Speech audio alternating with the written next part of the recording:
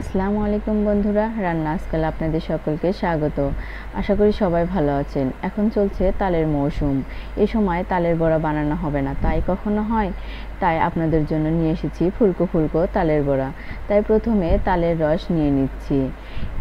এর মধ্যে দিয়ে দিব পরিমাণ মতো গুড়। যে যেরকম মিষ্টি খেতে পছন্দ করেন সেরকম অনুযায়ী গুড় দিয়ে দিবেন। তারপর দিয়ে দিব লবণ। এরপর সবগুলো উপকরণ ভালোভাবে মাখিয়ে নেব। গুড়গুলো রসের সঙ্গে সুন্দর করে মাখিয়ে নিব, যেন কোনো দানা দানা না থাকে।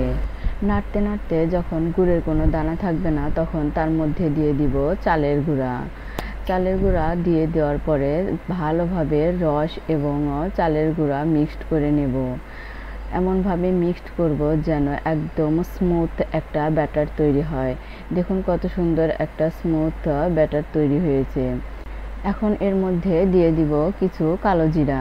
কালো জিরাটা দিলে খেতে ভালো লাগবে এবং ফ্লেভারটাও অনেক ভালো আসে। কালো জিরাগুলো ভালোভাবে মেশানো হয়ে গেলে তারপরে চলে যাব চুলায়।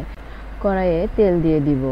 তেলটা গরম হয়ে আসলে আঙ্গুলের আগায় ব্যাটার নিয়ে যতটা সম্ভব গোল গোল করে তেলের মধ্যে ছেড়ে দিতে হবে। এই তালের বড়া অনেকেই চাইলে চালের গুঁড়ার পরিবর্তে ময়দা দিয়েও বানাতে পারেন। ময়দা দিয়েও খেতে অনেক ভালো লাগে। আমাদের বড়া এক পিঠ হয়ে এসেছে, তাই উল্টিয়ে দিচ্ছি। বড়াগুলো দুই পাশ হয়ে এসেছে। মাশাআল্লাহ, দেখুন কত সুন্দর কালার চলে এসেছে। এখন বড়াগুলো নামিয়ে নিচ্ছি। তৈরি হয়ে গেল আমাদের ফুলকো ফুলকো তালের বড়া। মাশাআল্লাহ, বড়াগুলো অনেক সুন্দর হয়েছে, ভিতরে অনেকটাই সফট হয়েছে। এরকম নিত্য নতুন রেসিপি পেতে আমাদের সঙ্গেই থাকুন। ধন্যবাদ সবাইকে।